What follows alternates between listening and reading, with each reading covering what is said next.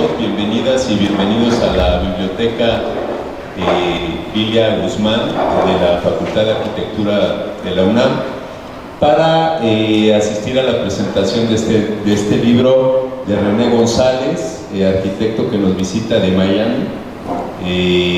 Todo lo orquestó Paco Elías, Francisco Elías, exalumno de la facultad, a quien pasaremos el micrófono. No sé si hay, Paco, alguna... bueno, yo te paso el micrófono y te dejo la moderación de la mesa. Bienvenidos Cecilia, Mauricio, bienvenidos. Irene, muchas gracias, Dino. Buenas tardes a todos. Gracias, Dino, por permitirnos estar aquí en la presentación de este libro. Bienvenidos a todos los asistentes. Voy a empezar esta conversación, la presentación del libro que nos trae René González, el arquitecto paisajista Mauricio del Valle, y está con nosotros también la arquitecta Cecilia, que formó parte de este libro. Y voy a hacer una presentación de la biografía de cada uno de ustedes. René González funda su oficina en 1997 y desde entonces ha recibido numerosos reconocimientos que incluyen 2 premios de la National American Institute of Architecture.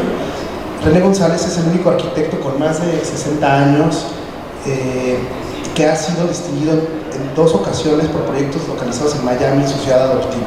El trabajo de RGA, las siglas, ha sido presentado en más de 250 publicaciones internacionales, nacionales y locales, incluidas The Wall Street Journal, The Financial Times, Architectural Digest y Wallpaper. En julio de 2018, Monticelli Press publicó su primera monografía titulada René González Architects, No Lost in Translation.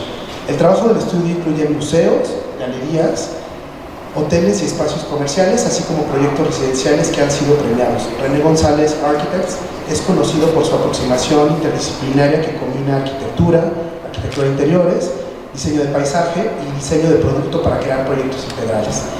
Nos acompaña también, bienvenido a la Universidad Nacional, nos acompaña también el arquitecto paisajista Mauricio del Valle, quien es director de Mauricio del Valle Design, quien supo desde temprana edad que tenía un profundo deseo de trabajar en un campo creativo que involucrara el medio ambiente natural. Obtuvo su licenciatura en diseño en estudios arquitectónicos, graduándose del Summa Cum Laude de la Universidad Internacional de la Florida, y trabajó con múltiples prácticas de diseño en prestigiados despachos, entre ellas René González Architects y Patrick Kennedy. Trabajó para el arquitecto paisajista de renombre mundial Raymond Jones, lo que le permitió cumplir su verdadera pasión al fusionar su amor por la arquitectura y la arquitectura del paisaje para integrar el entorno construido en el mundo natural. En 2010 fundó su propio estudio boutique de paisajismo, especializándose en proyectos residenciales a nivel nacional. Su trabajo ha aparecido en múltiples publicaciones internacionales y locales como Wallpaper, Casa y Estilo y The New York Times. La filosofía de su firma se basa en la ferviente creencia de que un gran diseño no se trata de un estilo en particular, sino en la de encontrar las soluciones adecuadas para los desafíos específicos de cada sitio. Mauricio cree que cada proyecto viene en un conjunto distinto de restricciones, condiciones naturales y deseos que deben abordarse de maneras infinitamente únicas, personales y creativas para proporcionar las estrategias estéticas, funcionales y espaciales correctas. Bienvenido, Mauricio. Y tenemos también en la mesa de ponentes a la arquitecta Cecilia Hernández Nichols. Tiene más de 40 años de experiencia trabajando en arquitectura y es responsable del diseño de los proyectos del estudio Formwork Architecture, que varían ampliamente en escala, tipo y contexto. Cecilia obtuvo una maestría en arquitectura en la Universidad de California en Berkeley y una licenciatura en artes en diseño del medio ambiente de la Universidad de Pensilvania. Su experiencia previa incluye una sociedad con René González en Design Associates Miami y una sociedad con Margaret Ikeda e Ivan Jones en Assembly, una práctica de diseño y construcción en Berkeley, California. Cecilia ha impartido clases de diseño en la Escuela de Arquitectura de la Universidad de Virginia y en la Universidad Internacional de la Florida como conferencista. Su trabajo de diseño se centra en crear belleza a partir de los patrones naturales de nuestro comportamiento, un deseo de distorsionar los límites entre los espacios interiores y exteriores, un interés en explotar la artesanía y una comprensión de las cualidades sensuales inherentes de los materiales. Cecilia tiene una fe permanente en el poder de los ideales arquitectónicos que sirven para transformar nuestras vidas para bien. Y bueno, parte del libro está el arquitecto Charles Renfro, que no nos acompaña en esta ocasión, y pues yo quisiera primero empezar esta charla pues, dándoles este es el libro que nos trae en esta ocasión. Justamente la editorial Arquine hizo esta publicación y me llama la atención que tenemos la portada y en la contraportada existe un texto que lo voy a citar y empieza con una pregunta. ¿Es esto, modernismo estallado, una casa hecha de fragmentos y huecos en una arquitectura gay? Si es así, es solo una de las muchas formas en que esta casa compacta y compleja funciona, una de las muchas maneras en que impulsa el modernismo hacia un mundo nuevo y valiente de sensualidad, sexualidad y estilo de vida. En él, el progreso social ha encontrado una nueva arquitectura. Pues bueno, son palabras que en el campo de la arquitectura y en la academia normalmente no se usan, y entonces te hago una pregunta, René. ¿Por qué hacer un libro? ¿Por qué generar esta documentación? ¿Y por qué nos ofreces esto? Bueno, primero que nada le quiero dar las gracias a Yuna y a Francisco por todo coordinado. Gracias. Y al doctor Juan Ignacio por tenernos aquí hoy, ¿no? Yo creo que en inglés Mauricio usó esta palabra durante las conversaciones que aparecen en el libro, y él dijo que this was like the perfect storm, que quiere decir que es la tormenta perfecta, ¿no? Como la situación perfecta. Resulta que el cliente mío en este caso es un amigo, un gran amigo que conozco muy bien. Mauricio y yo nos conocemos hace 30 años casi, yo creo, más o menos, 30 años. Cecilia y yo nos conocemos casi hace 30 años, que escribió, Mauricio fue el paisajista del proyecto, Cecilia escribió uno de los ensayos. Este proyecto es único y diferente en el aspecto que se diseñó la arquitectura, se diseñó los interiores, y hasta yo seleccioné todos los muebles, toda el arte para el proyecto. O sea que no es común, que yo creo no es común que hay una oportunidad donde uno puede hacer todo así, ¿no? Entonces, por ese lado creo que es una situación, una casa muy especial, y por eso se desarrolló un libro sobre la casa. Una de las razones. Nos presentas un libro muy interesante que tiene, voy a tomar la base, muy interesante, que lo pueden ojear, nos acompañan de Arquine en la mesa de entrada. Un libro que de entrada es un ejercicio fotográfico muy interesante, muy lindo, y está acompañado de dos textos. Uno de esos es tuyo, Cecilia, y ahora voy contigo. Y hay unos dibujos increíbles de arquitectura de paisaje. Bueno, primero los sketches, ¿no? Hechos por ti, René. Y me encantan las representaciones, un poco, bueno, estas representaciones paisajísticas, que es muy normal verlas aquí en la Escuela de Arquitectura de Paisaje. Nuestra escuela tiene 4 carreras, la carrera de Arquitectura, Arquitectura de Paisaje, Urbanismo y Diseño Industrial. Pero me parece interesantísimo que un proyecto de arquitectura que muestra parte de arquitectura de interiores muy potente, aparecen estos dibujos. Cuéntanos, Mauricio, ¿cómo surge este proyecto de integración del proyecto de paisaje? Porque parecía no divorciado, es una sola cosa. ¿Cómo surge el procedimiento de integrar la arquitectura de paisaje a este proyecto arquitectónico? Bueno, ante todo, muchas gracias por tenernos aquí. Es siempre lindo poder hablar de aquello que nos apasiona. Para mí este proyecto me parece que fue bastante fácil en el sentido que René y yo nos conocemos muy bien. Él fue profesor mío en la universidad y a él le debo mucho de la manera como yo diseño, de mis ideales, de las cosas que me atraen. René siempre piensa en el paisaje cuando diseña, no importa lo que esté diseñando, inclusive si él está diseñando, digamos, una tienda en Lincoln Road, por ejemplo, en Miami, en un mall, en un lugar de comercio, siempre está pensando en esa comunicación entre lo que hay adentro y lo que hay afuera. Y entonces eso de hecho desde el principio trae esa conexión donde hace que todo se amalgame de una manera fantástica. Así que en realidad, aunque cuando tú miras el libro y es un libro sobre la arquitectura, es un libro sobre la casa, en realidad el paisaje está siempre como el centro de las fotografías. Y no es porque sea algo que yo haya hecho, sino que es algo que René hizo, ¿no? Él creó todas estas comunicaciones, creó todos estos patios interiores, él fue el que diseñó el proyecto. Cuando me hablan a mí sobre el proyecto, pues yo conocí al cliente también bastante bien y en realidad todo se da de una manera muy orgánica, muy natural. Ya pues después empieza ese proceso normal de diseño, pero el hecho de que todo esté tan bien amalgamado es porque René en realidad lo pensó así. Buenos días, soy Cecilia. Muchísimas gracias.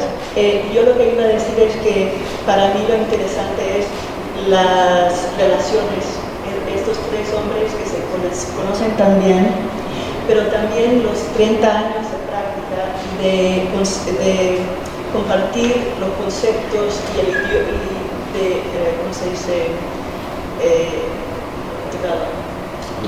Desarrollar un idioma entre ellos que es muy particular, porque tiene que ver con el medio ambiente en Miami, con la cultura de Miami, y ya al momento que Henny decide hacer la casa, como que hay muchas cosas que no se tienen que decir, así que tienes como un avance inmediatamente en el principio del proyecto.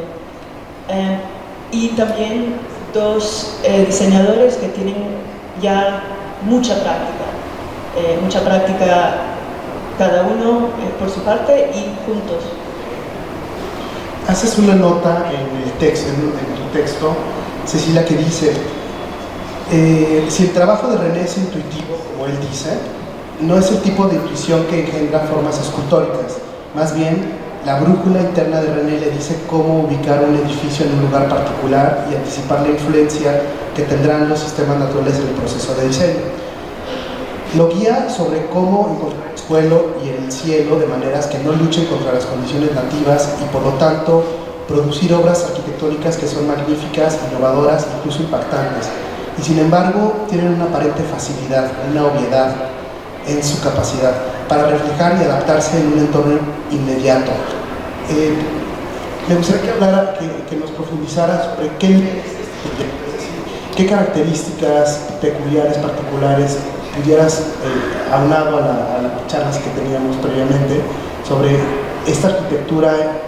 Ahorita hablábamos de ciudad universitaria y te comentaba ciertas características de la arquitectura moderna de México, pero es muy peculiar esta casa de la que están hablando. ¿Podrías profundizar al respecto? Bueno, primero,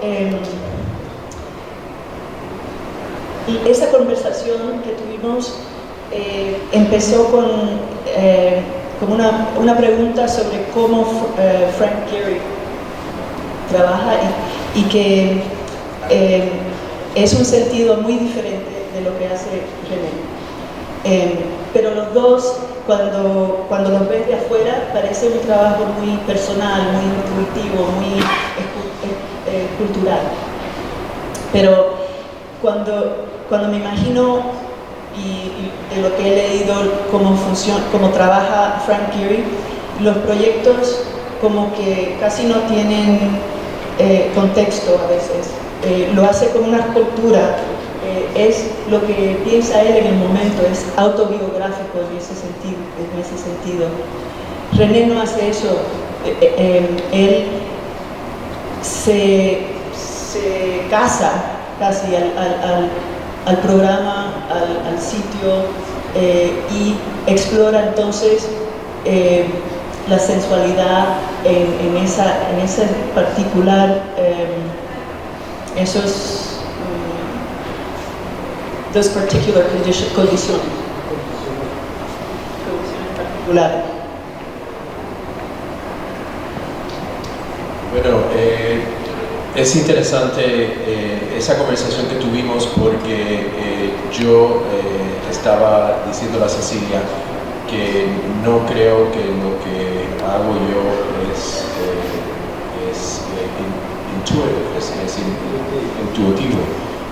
Yo trabajo de una forma muy lineal, ¿no? Empiezo con una idea y esa idea se desarrolla y la examino, miramos opciones, seguimos al próximo paso. Y esto lo enseñé ayer en una charla que dimos, porque di y después hablamos sobre la charla, pero básicamente creo que lo enseñé muy claramente, ¿no? Que hay una serie de dibujos, de decisiones que se hacen y se mueve de una forma yo muy racional. Entonces Cecilia me decía, pero no, eso no es así. O sea, entonces creo que una cosa es un arquitecto como Frank Gehry, o sea, yo me crié, fui a UCLA, estuve trabajando en Los Ángeles un tiempo, o sea que era parte de ese grupo cuando Frank Gehry todavía estaba haciendo casas stick houses en Santa Monica. Son casas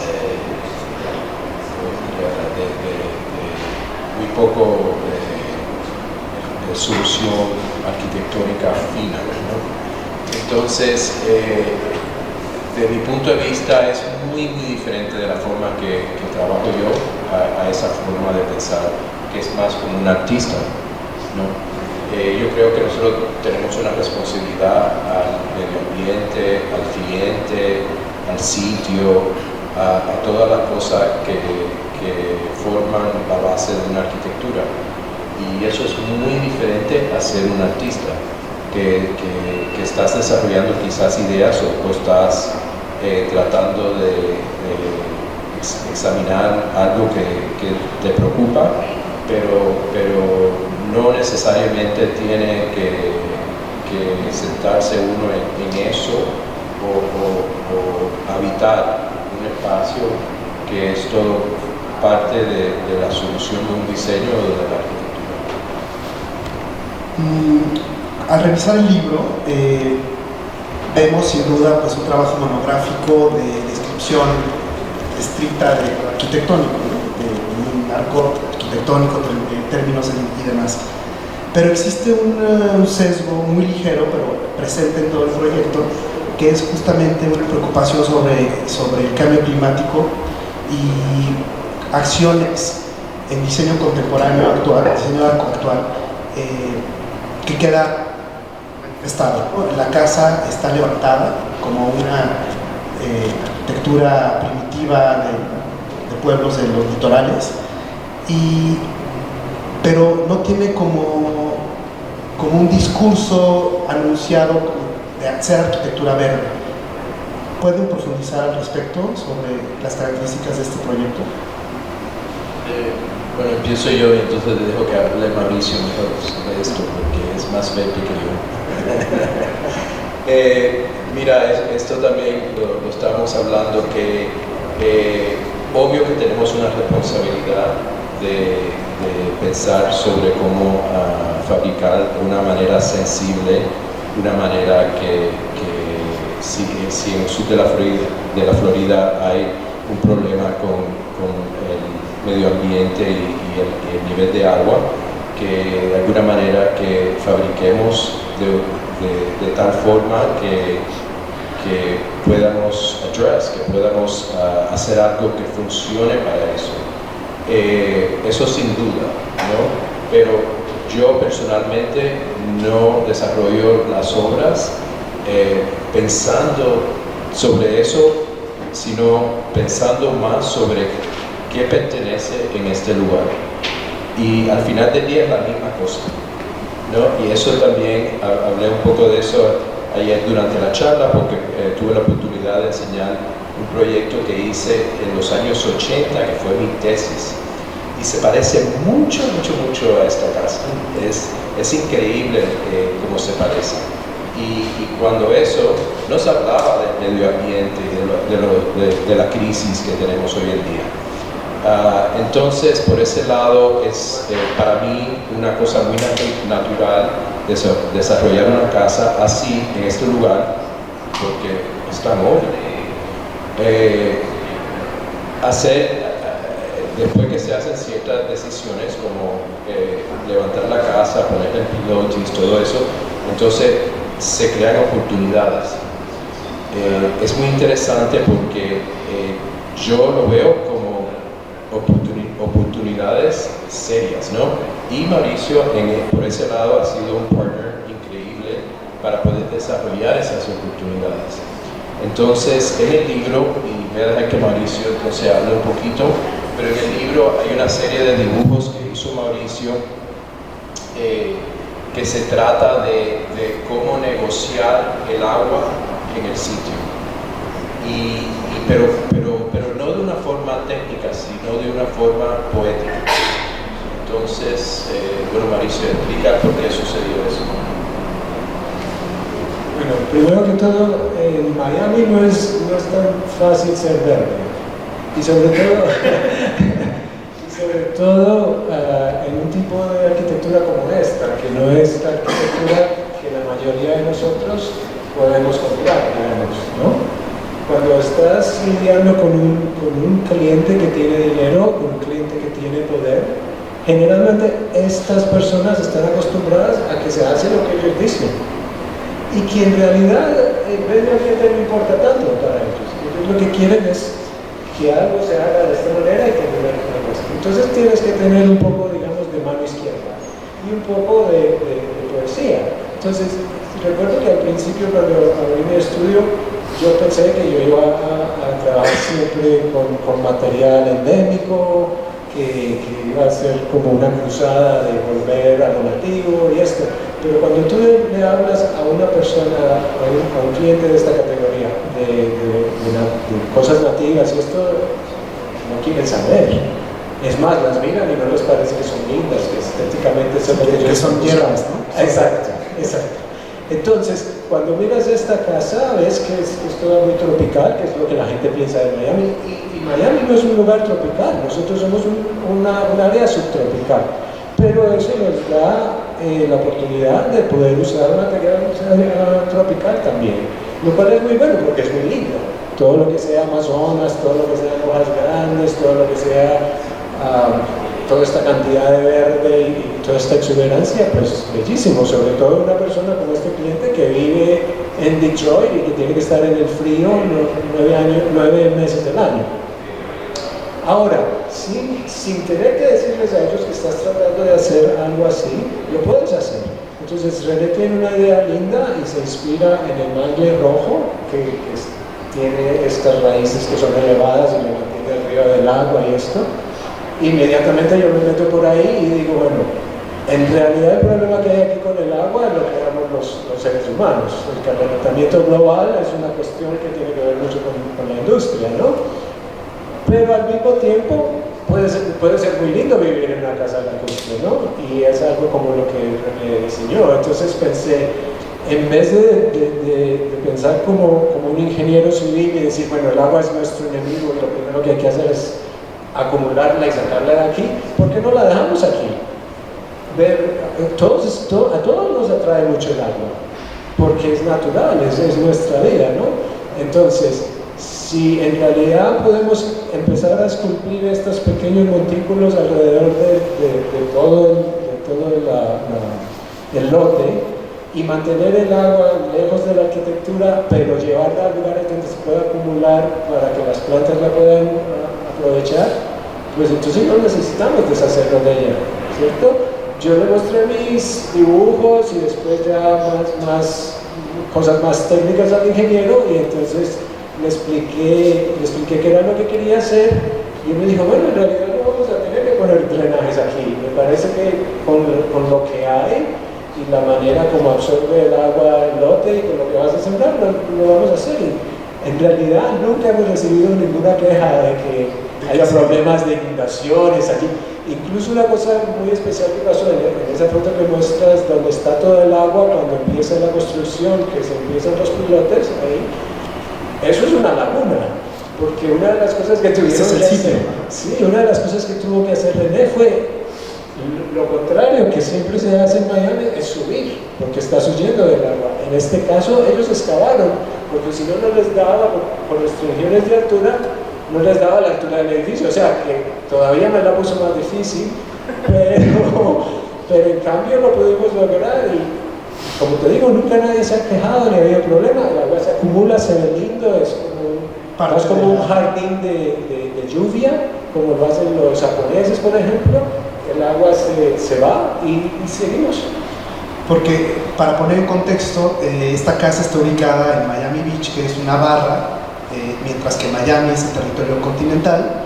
Esta barra tiene grandes problemáticas de inundación, por lo cual, y son las tierras más preciadas en términos de bienes raíces del mercado inmobiliario, y hacerse de tierra en la barra, pues es lo máximo, ¿no? Entonces hay muchas complicaciones, ¿no? Entonces aquí justamente por eso es el reto, y es con lo contradictorio, ¿no? Es una tierra en términos de desarrollo constructivo malísimo, sí, pero es lo más preciado, ¿no? Entonces ahí viene este reto de cómo finalmente el mercado gobierna el valor de tierra, aunque estrictamente nadie debería estar haciendo nada ahí, ¿no?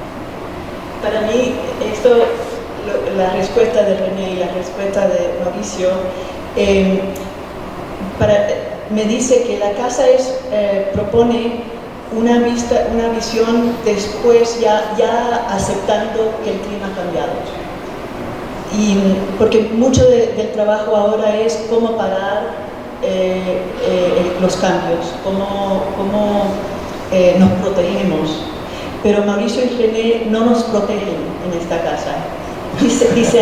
Dicen que el clima, los cambios en el clima son algo que vamos a aceptar. Y entonces, empezando con eso, ¿cómo lanzamos una arquitectura nueva, una arquitectura que es más honesta? Es interesante porque lo hacen en un tipo de arquitectura, como lo comentabas, Mauricio, en el que no necesariamente debería preocuparse por esas condiciones, porque hay plata, ¿no? Porque hay dinero para hacer lo que uno quiere, pero ustedes lo incorporan y lo vuelve, no se vuelve una dicotomía entre ser consciente o no ser consciente, sino ya forma parte de lo que acabas de decir, ¿no? Ya es. Y las oportunidades, perdón por el español, las oportunidades son inmensas, porque imagínate, ya cuando René dice, bueno, aquí, y Mauricio dice, se va a inundar, y eso lo aceptamos, y cómo diseñamos, y René dice lo mismo, ¿no? Eleva el edificio. Entonces, la oportunidad es que en un terrenito pequeñito, el terreno entero casi es jardín. Entonces el terreno entero puede mitigar los problemas con el agua. En vez de un jardincito tan pequeñito y tener que llevar el agua a algún lugar para mitigar el problema del agua. Sí, como bien lo comentabas, esta visión tal vez de cómo hacer todo para evitarlo, más bien es vives con esa condición, ¿no? Habrá, creo que es el momento, si gusta, si existe alguna pregunta, comentario para seguir con esta charla, alguna pregunta. ¿Hay algo que además, quieran comentar? Hay algo interesante, Cecilia. Cuéntanos cómo te vuelves partícipe de esta documentación en texto del libro. O sea, ¿cómo haces esta obtención de datos para convertirlo y llevarnos de la mano en el entendimiento de este proyecto? Antes de que Cecilia conteste, quería decirte que René me pidió a mí que escribiera algo para el libro y yo soy malísimo escribiendo. Yo no soy escritor de ninguna manera y mucho menos como para una publicación de esta categoría. Entonces, en cierto momento, cuando yo estaba escribiendo algunas notas, recuerdo a Cecilia, que nos conoce muy bien a los dos, que conoce muy bien el proyecto, y yo le digo a René, lo que debes hacer es pedirle a Cecilia que escriba algo de ella, porque ella tiene muy buenas ideas, y ahí pues la llamó. Pero no solo buenas ideas, pero los conoces. Para mí, mientras más obra hago, mientras más me maduro, es más especial hacer cosas con gente que respeto. Entonces fue una oportunidad, un honor tener a Cecilia como parte de esta experiencia de hacer esto. Porque al fin del día Cecilia y Robert, el esposo, vinieron a Miami desde Charlottesville por un fin de semana para pasar con nosotros el fin de semana y hablar sobre la casa. O sea, entonces todo eso forma parte de la experiencia de hacer esta publicación, venir aquí a hacer esta publicación con Arquine, que está aquí en México. Poder tener la oportunidad, muchas gracias otra vez, de estar aquí en este lugar histórico muy poderoso. O sea, todo eso es parte de esta experiencia y para mí es muy especial tener a Cecilia porque ahora te vamos a dejar que hables tú, pero porque nos conoce muy bien. Entonces, en vez de ser un ensayo muy distante, quizás es académico de su manera, pero también es muy personal. Y eso es muy especial y muy diferente al otro ensayo también de Charles, que también es amigo, arquitecto, una persona que respeto mucho, pero quizás hablando de otro tipo de cosas sobre la casa. Pues empecé por visitar con René y Mauricio en la casa. Pasamos unas 8 o 10 horas en la casa, hablando en cada espacio. A veces hablábamos de la casa y a veces de nuestra amistad, cosas que tienen que ver con nuestra amistad. Y yo los grabé y pasé 2 días grabándolos. Y el artículo es esa conversación entre, bueno, los 3 o 4, pero es una conversación entre Mauricio y René. A mí me parece que en la arquitectura, en el diseño, tenemos como una idea que queremos distanciar los personajes o ponerlos como genio o como otra cosa, ¿no? Héroes, un personaje singular. Y para mí el diseño crece con las relaciones. Así que por eso este proyecto es tan poético para mí, porque como yo creo mucho en las relaciones, el poder de las relaciones en este trabajo, tener buenas relaciones, y tenemos, bueno, esos dos tienen una relación, una amistad de 30 años. La madurez de la amistad y la madurez que se ve en este proyecto, que es tan bello y que es casi una nueva tipología, no pasa sin hacerle caso a esas relaciones and to honor them, ¿cómo se dice? Honrarlos. Para mí, como estudiante, siempre estudiaba Corbusier o el que sea, ¿no? Louis Kahn era un dios cuando estudié en la Universidad de Pennsylvania. Y siempre era Louis Kahn, pero Louis Kahn tenía un estudio enorme. Tenía un amigo que no era arquitecto, que vivía en el estudio, que era un tipo muy raro, pero que tenía mucho que ver con la conversación y el desarrollo de ese trabajo.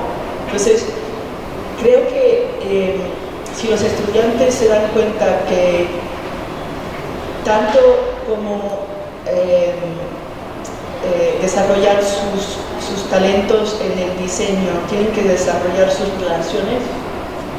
relationships humanas, esas dos cosas son necesarias para hacer un trabajo bueno.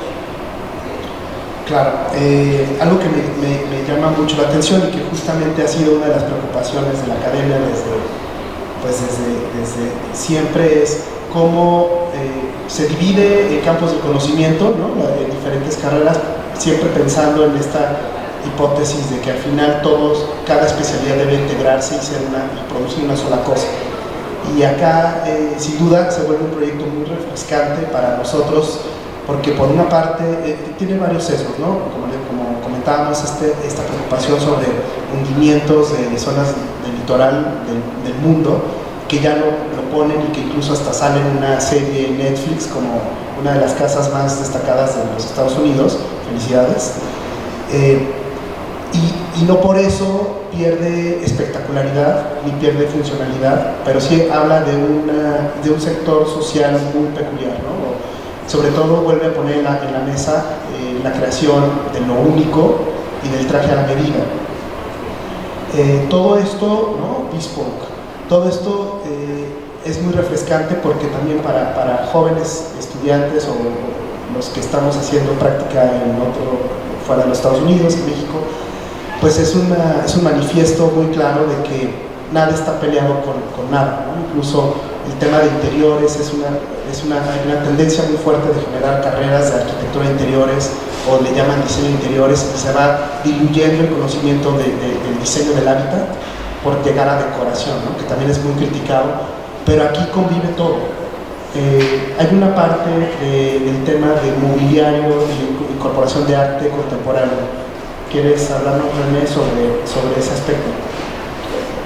Bueno, simplemente yo creo que yo no creo que pudiera hacer nada solo, obvio, pero sí me gusta pensar sobre todo cuando estoy trabajando. O sea, me gusta pensar, por eso me gusta trabajar con Mauricio, porque yo le puedo hablar a Mauricio sobre el paisaje del proyecto y mis ideas sobre el paisaje, y él entonces me da otras ideas y es como un intercambio, ¿no?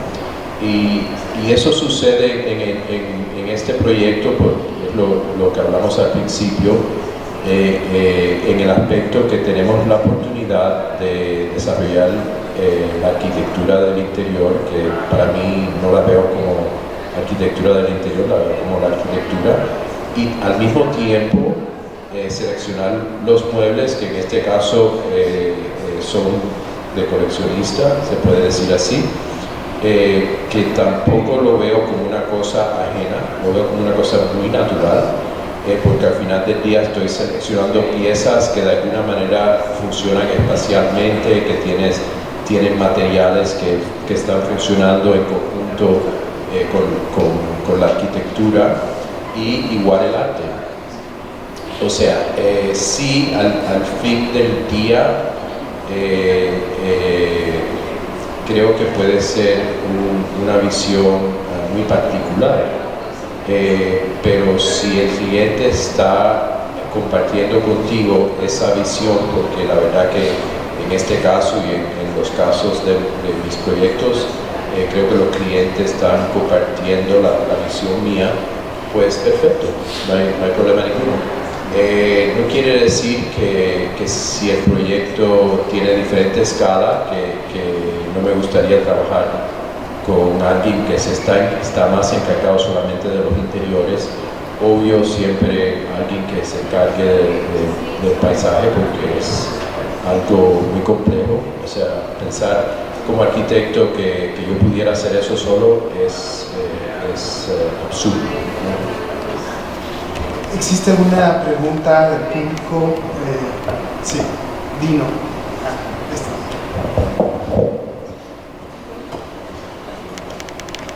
Bueno, primero, gracias René por acercarte a la facultad con la idea de presentar un libro muy peculiar de una casa, como dice Paco, hecha a medida, ¿no? Una especie de diseño exquisito en un contexto del que me gustaría que nos comenten un poco más. La ciudad de Miami, sabemos que es ciudad cosmopolita, tenemos a en realidad cuatro arquitectos paisajistas de origen latino que han trabajado allí, que viven allí algunos. Paco sé que ha trabajado ahí, ha hecho trabajos allá, pero hay esta parte de esa latinidad que tiene Miami, ¿no? Esa parte como muy latina. Yo me acerqué, estuve en Miami hace 7, 8 años conociendo al arquitecto Hilario Candela y visitando con él el fantástico Miami Marine Stadium, ¿no? Y estuve ahí había conocido antes a Alan Schulman de la Universidad de Miami. Siempre me hago entre la Universidad de Miami y la Internacional de Florida, que ahí está otro querido amigo, Henry Rueda, venezolano. Y entonces hay ahí como una carga, y hay contrastes, ¿no? Estamos presentando en una facultad de la universidad pública más importante de México y una de las más importantes de Latinoamérica, un libro dedicado a un proyecto de mucho dinero, ¿no? Eso es como un proyecto muy, insisto, de un nivel de diseño exquisito, ¿no? Hace una semana y previamente también pues teníamos aquí presentaciones de vivienda social, etcétera. Yo creo que esa es una riqueza que tiene la facultad de poder ver estos extremos de posturas ante la arquitectura, de posturas ante la circunstancia que vive uno, ¿no? Y me gustaría que nos comentaran muy brevemente de esta relación de lo latino con Miami, ¿no? Básicamente. Bueno, creo que Miami es sin duda la ciudad más latina de los Estados Unidos, ¿no? Por eso nosotros nos encanta vivir ahí, y por eso quiero estar más tiempo acá, porque yo me siento muy latino y disfrutamos de una forma de ser, de una forma de vivir diariamente ahí en Miami que no sucede en ninguna otra parte de los Estados Unidos. Arquitectónicamente, yo me mudé para Miami en 1988-89. Cuando yo llegué a Miami, sentí que Miami estaba muy retrasado a donde yo estaba viviendo en Los Ángeles, ¿no? Arquitectónicamente. O sea, me acuerdo ir a charlas en la universidad y pensar, Dios mío, ¿qué están pensando esta gente? No tienen idea de lo que está pasando globalmente, de lo que está sucediendo en Los Ángeles, con arquitectos experimentando con ideas interesantes, porque tampoco nosotros en Los Ángeles pensábamos que estábamos haciendo nada extraño. Entonces Miami, como una ciudad latina durante ese tiempo, era muy dogmática, ¿no? Se pensaba que lo correcto para poder ser latino, y también porque es una ciudad muy joven, y al ser muy joven, entonces depende en casi un estilo literal de lo que ellos piensan que representa lo latino, que es el estilo español, ¿no? Los patios, ese tipo de cosas. Para mí eso era como dice la gente de aquí, no mames, güey, ¿cómo es posible que estén haciendo eso? Entonces, Miami empieza a cambiar mucho empieza a venir más gente de la América Latina, empieza a crecer, y una cosa también que no tiene que ver con los latinos, que es que los developers, los que están desarrollando los edificios, vamos a decir que al final del día son los más importantes de Miami, porque son los más públicos y tienen más presencia. Una casa así puede ser importante para otra escala. Entonces, ellos encuentran la necesidad de usar la arquitectura y los arquitectos como un selling point, ¿no? Como poder usar eso, los brands, como tú dices, brand, la marca, o sea, como si fueran marcas, ¿no? Como si fuera Gucci, como si fuera Louis Vuitton. Entonces empiezan a usar las marcas de los arquitectos de la misma manera, y Miami en los últimos 20 años se desarrolla con una serie de proyectos arquitectónicos importantes, de arquitectos importantes. Están siempre los Alan Shulmans of the world, que están ahí queriendo adelantar lo serio, lo académico, ¿no? Pero yo creo que lo latino en Miami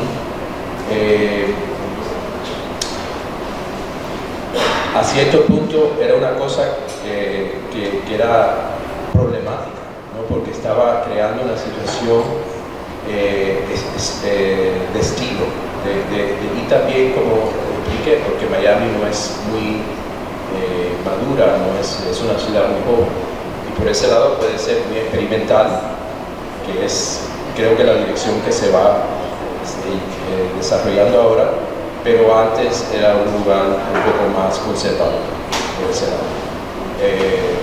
Yo amo a Miami, creo que lo latino es lo que hace a Miami muy especial, y creo que por muchas otras razones, socialmente y en el aspecto de comunidad y todo eso, Miami es muy especial por los latinos. Eso no es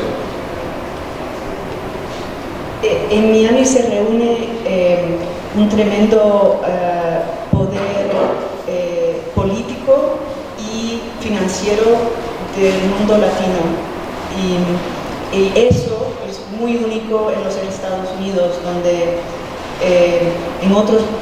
en otras ciudades, en California, en Texas, donde hay comunidades grandes latinas, las comunidades no han amasado el poder que los latinos han amasado en Miami. Entonces, la razón, para mí, lo que pasó es que llegaron los cubanos en los 60, los que llegaron eran los poderosos de Cuba, tenían dinero en Cuba, y llegan y empiezan a amasar el poder, pero también intentarse ¿cómo se dice? Explotar lo americano, ¿no?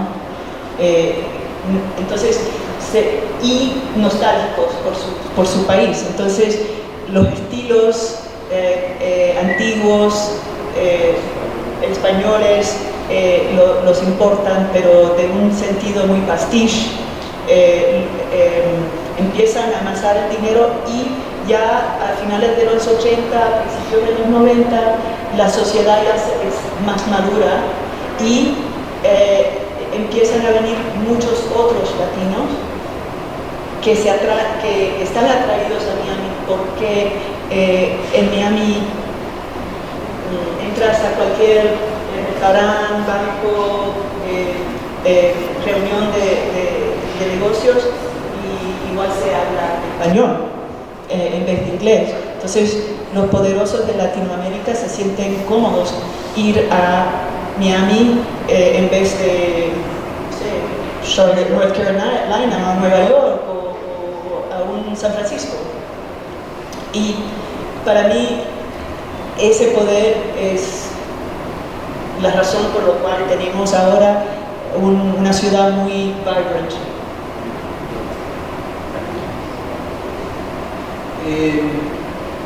esto de ser latino en los Estados Unidos es una cosa muy especial, porque, como explicaba Cecilia, generalmente nuestra experiencia había sido esta de inmigrante, ¿no? De persona que tiene que limpiar los pisos, lavar los baños, cuidar los jardines, no diseñarlos. Incluso, yo muchas veces encuentro la mayoría de los muchachos y muchachas a veces que instalan los diseños que yo hago son personas latinas. Y entonces me ven a mí, algunos, como con cierta duda, ¿no? Como que ellos piensan que yo no debería estar dándoles órdenes a ellos, que los gringos deberían ser los que mandan. Como que a veces están un poco renuentes a que yo esté dando órdenes, por ejemplo. Entonces es muy especial, porque en realidad todo lo que nosotros conocemos como latinos toca todos los niveles del diseño, de la política, de la vida diaria, ¿no? Pero es imposible que cuando hay un influjo de todo este montón de latinos en un lugar, no empiece todo eso a meterse en todo, ¿no? Y de manera positiva, ¿no? Porque no es lo mismo pensar que tienes que comer hamburguesa todos los días a saber que hay tacos y que hay frijoles y que hay toda esta riqueza en comidas, en cultura, en música. Con lo que hablábamos de lo tropical, no es lo mismo una persona que ha nacido en el trópico, que conoce qué plantas podrían vivir allí en el subtrópico, a una persona que haya simplemente visto en los libros y lo haya estudiado.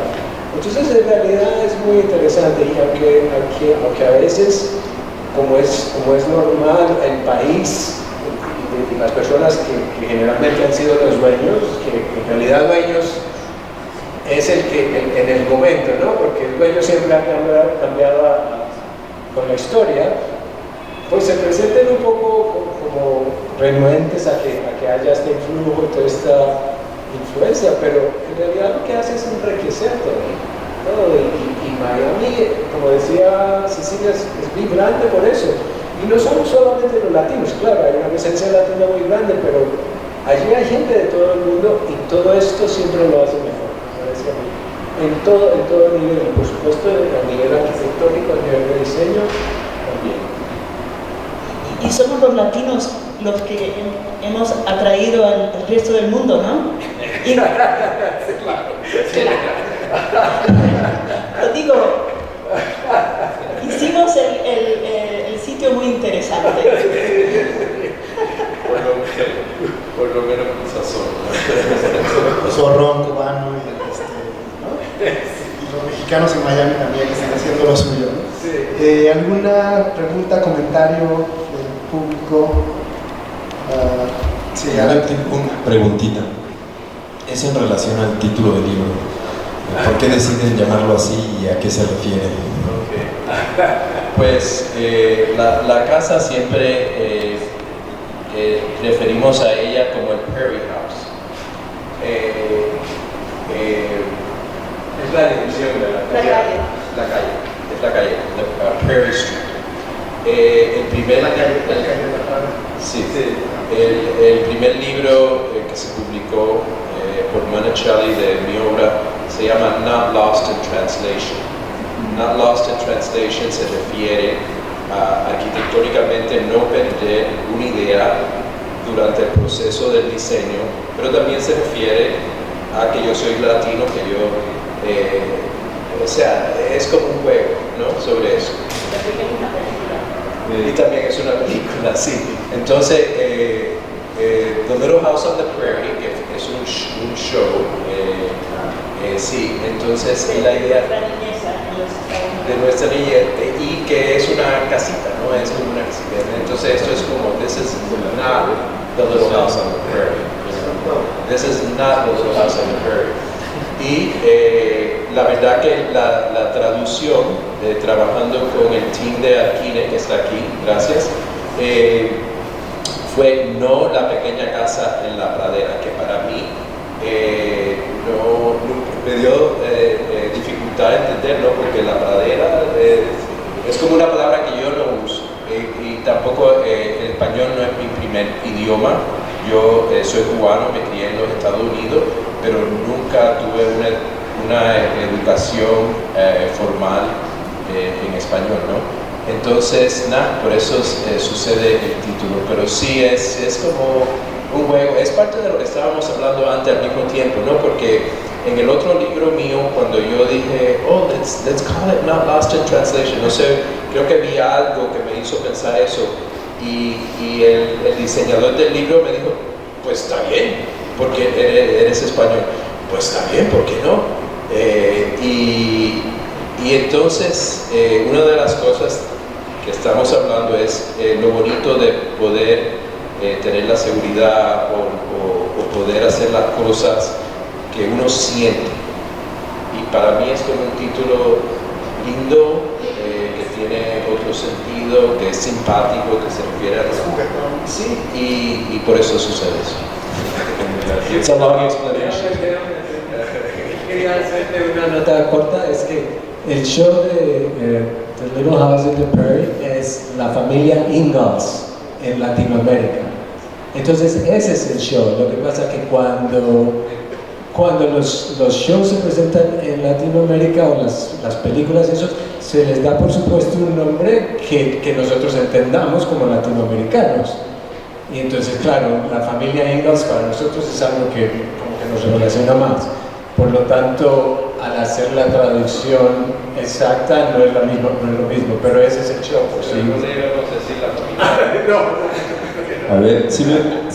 Además, el prairie es wildflower meadow, Sí, es un lugar donde no está puesto. y es muy de Miami del siglo pasado, darle nombres muy americanizados, muy americanos, de lugares en los que no tienen nada que ver con ese clima, ese medio ambiente, esa geografía.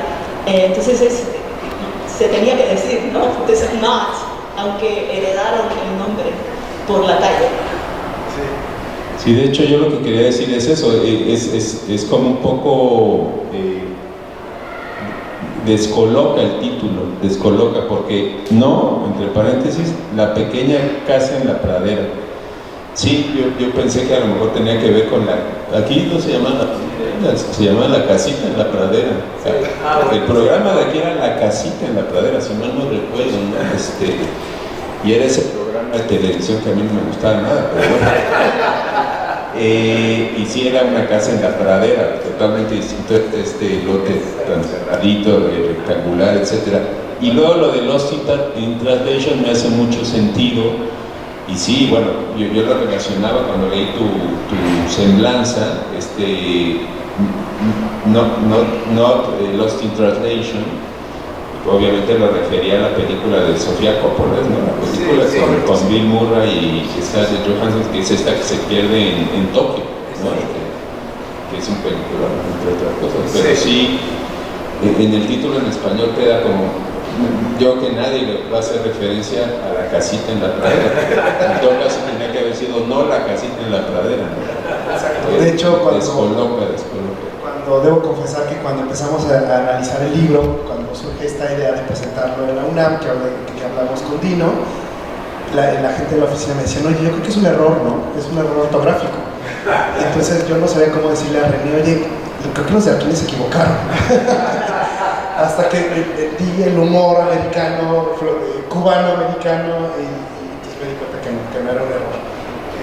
Por ahí hay un... Era también acerca del título, yo lo relaciono más con Walden, de Henry David Thoreau, que escribió esta obra cuando él se va a vivir al campo.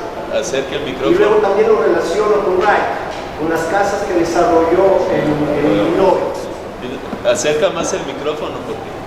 ¿Está encendido? Sí, se ve. Sí, y definitivamente lo que estábamos hablando, que esa cosa que this is not a prairie, es lo opuesto completamente, ¿no? A un prairie, porque el prairie de Frank Lloyd Wright es muy amplio, tiene un sentido muy pasivo, Y aquí sí hay un sentido pacífico en la casa, pero al mismo tiempo es una energía completamente diferente a eso. Y otra relación que hago cuando dices la no casa, hay un libro de Gaston Bachelard, La poética del espacio, donde en su segundo capítulo habla de la no casa y también de la casa universal, y habla también de la reflexión que nos provocan habitados.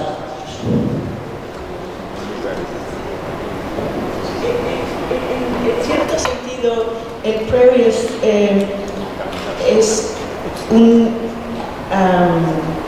es parte de la cultura anglosajona y no parte de la cultura latina. Entonces yo veo también otro sentido.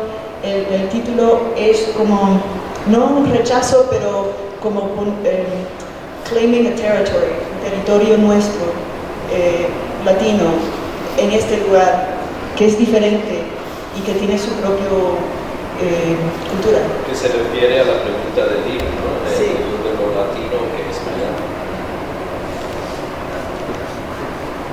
Eso era todo. ¿Existe un comentario, pregunta, Luis? Aquí tenemos. Gracias, primero está padrísimo.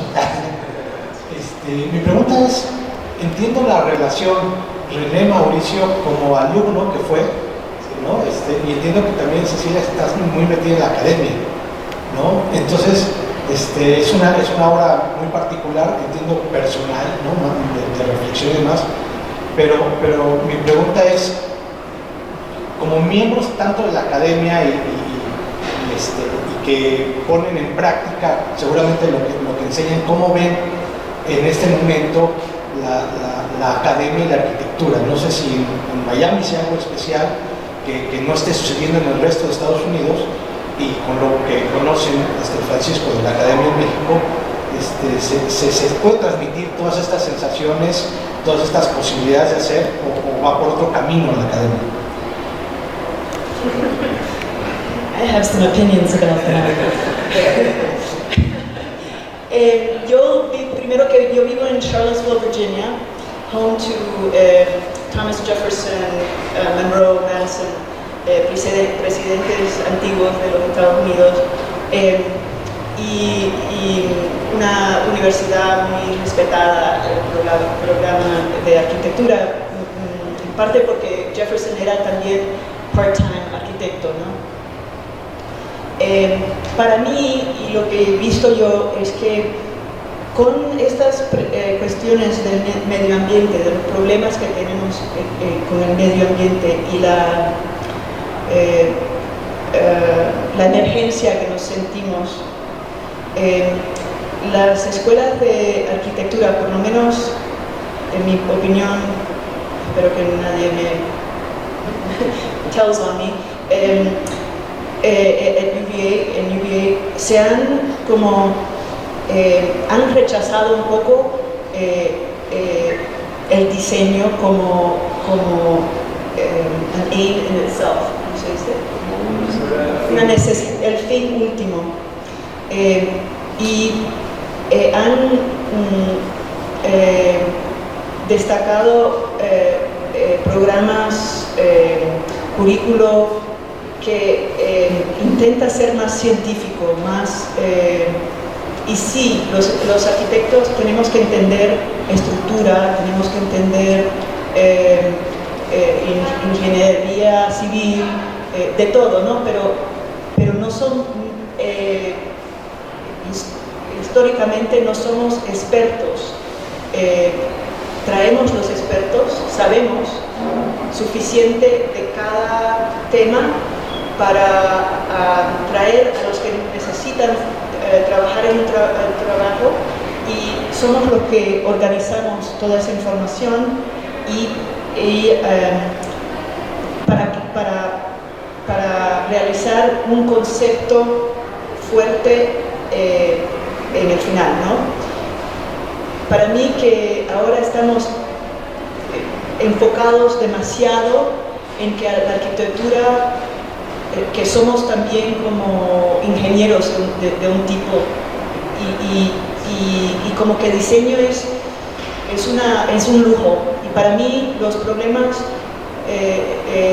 del medio ambiente se solucionan con ingeniería y con diseño, y este proyecto para mí es prueba, porque ellos no son ingenieros, pero han diseñado una propuesta para cómo el diseño puede funcionar en un mundo donde ha cambiado el medio ambiente.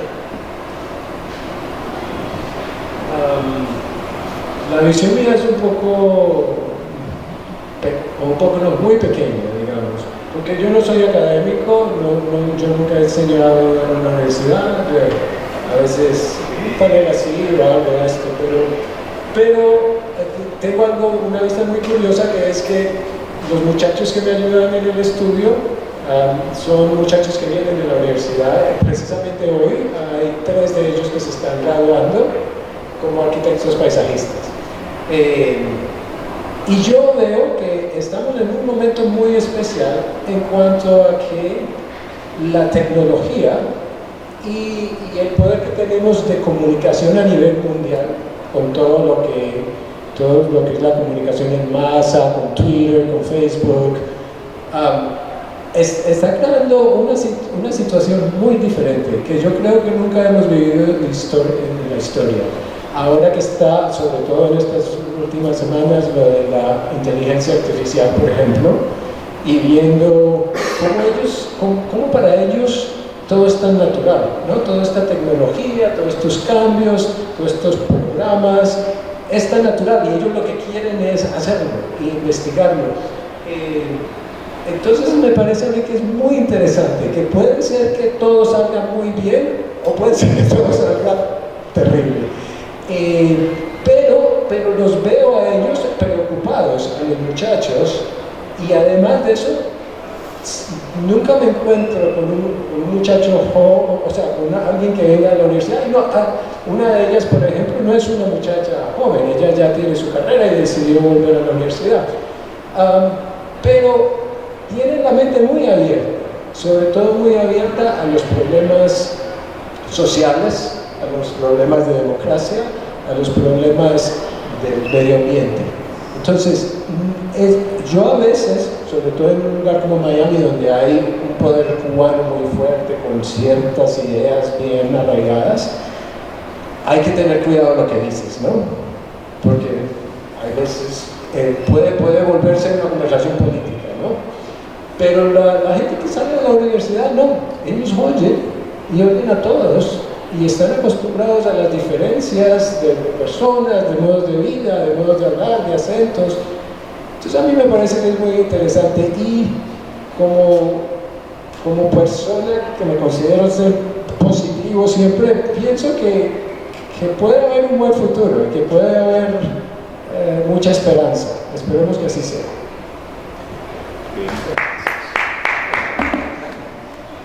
Me parece que había por aquí otra pregunta. Bueno, perdón, me integré tarde a la plática, pero ahorita ofreciendo el libro me llamó mucho la atención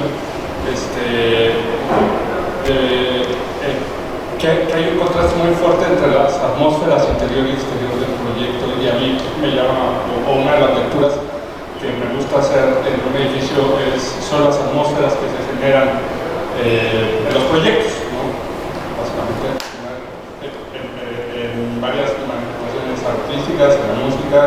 Una de las cosas a lo que trato de meterme es a las atmósferas, incluso a la atmósfera de este espacio en este momento. ¿Hay alguna búsqueda en particular de atmósferas en la casa?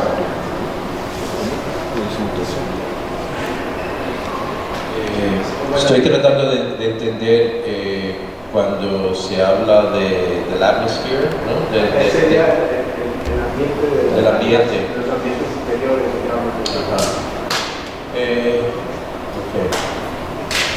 Creo que la idea es crear un ambiente tropical, un ambiente cálido y un ambiente de cierta manera con cierto misterio, ¿no? Que no sea muy obvio las cosas. No me gustan las cosas obvias, como ven en el título. Entonces, quizás fuera la manera más fácil de contestarte que la idea es crear una serie de espacios y es un sitio muy pequeñito, la verdad. O sea que poder crear una serie de espacios complejos en un sitio tan pequeño fue un ejercicio bastante complejo, pero esa fue la idea. Pero siempre involucrando el medio ambiente y la naturaleza y haciendo eso como parte de los espacios, como parte de la esencia del lugar. Yo diría que en cuestión del medio ambiente que tiene la casa adentro y el paisajismo, una cosa que hay interesante que no la ves en el libro o en las fotos es que estás en medio de la ciudad y tienes 3 linderos donde hay 3 vecinos. Al lado sur de la casa, por ejemplo, es un edificio mucho más alto que la casa. Atrás es una casa parecida en cuestión de tamaño y la otra es algo así como español, pero cuando es la atmósfera del lugar, desde que entras, es muy privada, es muy privada en realidad.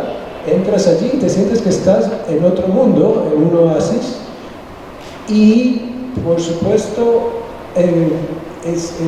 no es solo por lo que René había imaginado y por la solución que yo le pudiese haber dado en cuestión de materiales y cosas, pero también por una necesidad de que pues tú no quieres vivir con el vecino, ¿no? Y que el cliente es una persona que cuando llega allí, llega de vacaciones, porque este no es el lugar donde vive todo el año, ¿no?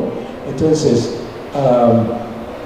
es un lugar de descanso, un lugar donde olvidas, una persona muy ocupada, él también, con una vida muy tensionante y constante trabajo, ¿no? En cambio llegas allí y estás, a pesar de que estás en el medio de la ciudad, estás en un lugar donde hay tranquilidad y donde te puedes separar de todo a tu alrededor. Entras a un jardín de tres niveles.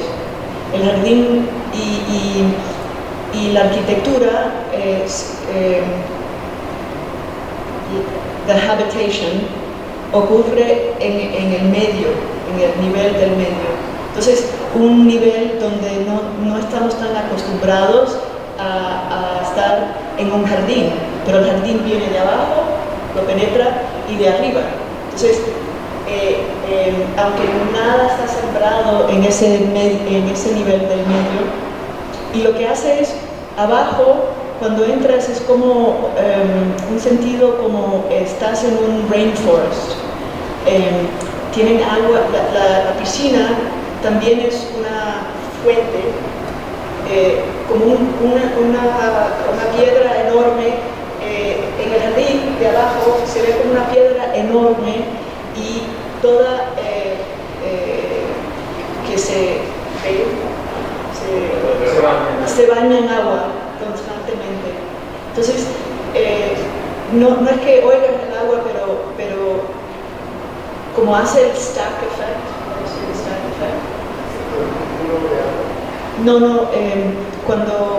cuando diseñas para que el aire se mueva a través de un edificio, pero absorbe el aire y lo trae arriba, pues eso pasa en este terreno como si fuese un edificio, porque no sé, las posiciones de los volúmenes hacen como que el aire pase al lado de esta agua ya está muy, muy fresca. Entonces entras de una calle donde igual hay 98 grados Fahrenheit a 72 o 75, húmedo y también, no sé cómo, pero lo hizo René, pero cuando entras no oyes la ciudad hasta que llegues al techo. Entonces, el techo ya puedes ver al otro lado de la calle grande, ahí el centro de convenciones, y puedes ver muchas fiestas ahí, la puedes oír, pero cuando estás o en el nivel principal, te sientes, lo que oyes son los pajaritos, a veces un avión, pero y el agua, es muy pacífico. Bueno, pues podríamos seguir hablando, hemos llegado al término. Es sin duda una invitación para...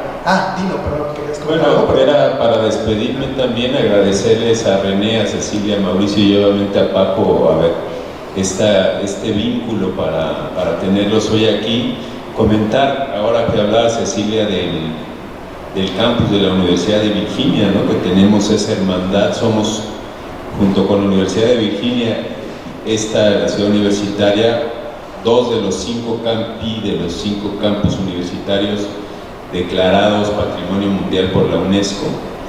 Los más antiguos, Coimbra y Alcalá de Henares, después obviamente la Universidad de Virginia, y después ya las del siglo XX, ¿no? la Universidad Central de Venezuela en Caracas y nuestra UNAM, pero que ya han podido recorrer un poquito del campus. Igual tendremos que mantenernos en contacto, Cecilia, para hacer algo entre los dos campus. Y no, agradecerles por esta oportunidad, fue un gusto tenerlos y tenerla aquí. Y Paco, pues gracias por esto y gracias a quienes... Muchas gracias, y les doy una noticia. Hacen una donación al acervo bibliográfico de la facultad. Esta biblioteca, tienen que saber, es la biblioteca que tiene el acervo más importante de la Academia de San Carlos, en el fondo reservado, y tiene el archivo de la producción de los arquitectos mexicanos del siglo XX más importante. Entonces, pues este libro formará parte del acervo de la biblioteca. Muchas gracias, y pues gracias a todos por su asistencia, participación. Gracias, Dino. Gracias.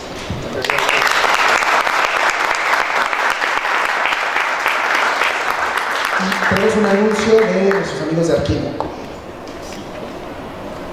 Gracias, creo que ya dieron todos los agradecimientos que había que dar, pero gracias de nuevo a la UNAM por esta oportunidad y esta colaboración continua de difundir siempre estos proyectos editoriales, que para nosotros realmente es como hacer un proyecto de arquitectura, ¿no? Tal como cuando te dan un proyecto de arquitectura, para nosotros hacer un libro es desde las primeras interacciones con los autores, en este caso con René, ir enriqueciendo poco a poco la publicación hasta que sea algo que realmente represente la arquitectura que está buscando exponer. Entonces, gracias de nuevo también, Francisco, por hacer este vínculo posible, a René, por supuesto, por la confianza en Arquine para llevar todo este proyecto a cabo, a Cecilia y nuevamente a Mauricio. Y los invitamos a pasar a ver el libro y pues eso es todo. A comprarlo con descuento.